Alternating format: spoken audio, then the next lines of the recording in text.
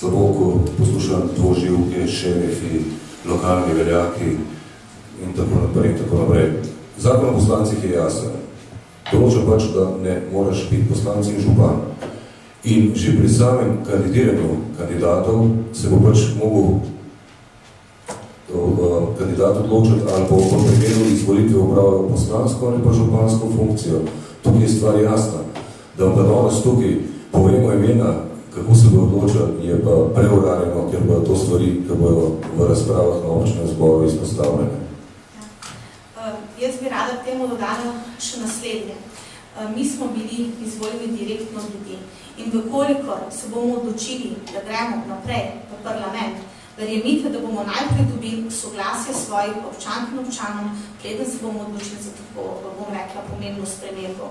Vsekakor je pa naš glavni cilj ustanoviti gibanje za Slovenijo in noter povabiti tudi gospodarstvenike, strokovnjake, mlade ljudi, ki imajo znanje, ki imajo priložnosti in mogoče iz naših vrst najdete našega, bom rekla, novega kandidata za poslanca. Hvala.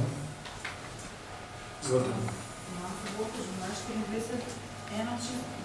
Čist tehničnih par vprašanj. Katerim vsem župani ste zdaj tukaj teh 20 zbrani, če bi lahko kar poimensko našteli. Zanima me še, kako boste zagotovili kandidate za poslance v vseh 88 volilnih okrajih. Imate sploh ta namen, oziroma boste poskušali zapolniti samo volilne okraje, ki so v vaših občinah? In koliko v bistvu številčno članstvo zdaj zaenkrat pričakujete, mogoče če zdaj na začetku, koliko imate nekih začetnih inercij oziroma mogoče že kar pristopnih izjav? Najprej bom predbral samo prisotne danes tukaj, potem pa boste še dopolnila, če ne bo še težko reči, kdo se še ne pokroki. Imamo se znam. Danes prisotni župan občine Medvode, Stanislav Žagar, župan občine Sveti Jurij Obščanovici Anton Slana, župan občine Mengeš, Franc Jerič, župan občine Mokrono Trebelno, Anton Maver, župan občine Šmartno pri Litiji, Milan Zlakar. Ti so danes prisotni na župan občine Stanislav na Krki. Gospod Gorber, postostem, že tudi danes prisotni. Se pravičujem, ja. Sam seznam vam lahko kasneje tudi, če bo potreba, dopolnimo in povemo. Kar se tiče volilnih okrajev, definitivno. Mi jih bomo na vsakem volilnem okraju poskrbeli za to, da bomo imeli svojega kandidata. Mislim, da je to nujno potrebno za vsako resno razmišljanje. In tretja stvar, ki se mi zdi pomembna, o kateri se še nismo pogovarjali, prvič v zgodovini, politični zgodovini Slovenije, se bodo zbirali podpisi za kandidiranje v državnem zboru. To se še nikoli ni zgodilo. Nekateri boste rekli, da je to problem. Jaz pa trdim, da je to en dober termometer, lakmusov papir, ki nam bo vsem pokazal, kje danes smo in kam gremo. Zakon je tudi tukaj jasen, če želimo kandidirati v državnem zboru, moramo zbrati 8000 podpisov in te podpise moramo pridobiti v volilnih enotah.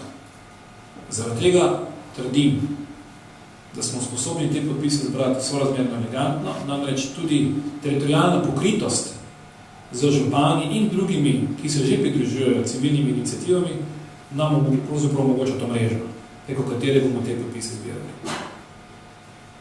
Pomembno je, še enkrat poudarjam, da stvari so izključno izredno transparentne in kar se tiče imen kandidat in kandidatov za volilne okraje, o tem vsem odloča občni zbor. Se pravi, gibanje za Slovenijo, člani gibanja bodo odločali o tem, kdo bo kje kandidiral in kdo ne. O tem ne bodo odločali 3-4 zaprti v neko sobico in mislili, da oni živijo kaj je prav, ampak bodo o tem odločali ljudje. Na nek način prenašamo tale preliminarni volilni sistem tudi v Sloveniji. To se mi zdi bistveno povedati. Spaj ni nekih predsedstev, zaprtih elitističnih krogov, ki odločajo o tem, ampak samo člani gibanja. Zaradi tega seveda sem prepričan, da ko bomo imeli ustanovni zbor po teh članov zelo veliko, kar se tiče interesa, da zagotovim, da vsi župani, ki smo zdaj tukaj zdravo, predstavljali seveda toliko in toliko ljudi, ki jih že zanima ta zgodba in se bodo ne budemo članili že 8.10. Mislim pa, da se bo to članstvo hitro razširilo še v bistvu več ljudi. Kot rečeno, o vseh teh kandidatih pogovora na teh zborih. Nič skritega, nič med 4 stenami ali pa pod mizo, če se zgodi drugače. Se pa nov pristop v celoto. So še kakšna druga imena, morda samo županih se govori, ki, bom rekel, se že pojavljajo v tem vašem gibanju? Ja, mislim, da bi bilo zelo korektno do teh ljudi, da zdaj izpostavimo, lahko pa zatrdim, da so iz sveta športa, da so iz sveta kulture, da so tudi iz kakšne zveze slovenske, se pravi širše informacije, ampak iz gospodarstva sploh. Ne bi bil pa korektan do njih, da bi zdaj te imena izpostavljal, tako da se oproščam, to bo na občnem zboru. Računate, da imate dovolj časa do volitev, recimo, da se izopirate, da... Seveda odvisno zdaj od same odločitve predsednika republike, mislim, da danes ne polnoči časa se v teh stvarih odloči. Smatram, da bi bilo dobro ne samo za nas, tudi na splošno, si vzeti mogoče kakšno minuto več časa za, recimo, temu organizacijam. Mi smo pripravljeni oba scenarija, recimo temu scenarij šprinta in scenarij srednjih prog. Se pravi, kolikor bo potrebno iti na volitve že v mesecu novembru, bomo pač uporabili, kot sem že rekel, infrastrukturo, ki jo imamo. Naj povem še enkrat, vsi mi, veste, smo že zbirali podpise. Vsi mi, ki smo hoteli kandidirati kot župani, smo morali te stvari dati skozi. In lahko rečem zdaj mogoče ničimerno ali samo všečno, približno vemo, koliko se takih stvari zreže. Tako da, kolikor bo to potrebno, se pač enostavno potegne in spredavaš scenarije, ki smo jih že pa igrali in so bili očitno uspešni, da bi danes ne bi sedeli tukaj.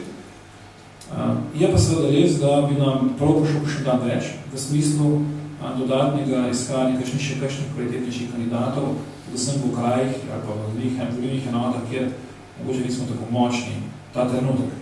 Ampak, kot rečeno, že uvodoma se število županov, ki se nekako opredeljuje in se nagiba k nam, povečuje zdaj v dan, tako da jaz mislim, da bomo do občnega zbora, seveda takrat bo stvar jasna, ker bodo mogli tudi pristopno izjavo podpisati, takrat popolnoma izčistili seznam, kdo so člani in seveda kakšna bo njihova vloga v smislu delovanja gibanja kot takšnega. Boste prebrali kakšen konkretni program? Ja, tako mi program, bomo rekel, ne bi samo to izhodišče, mi smo na občnem zboru, bomo tudi imeli oblikovanje programskega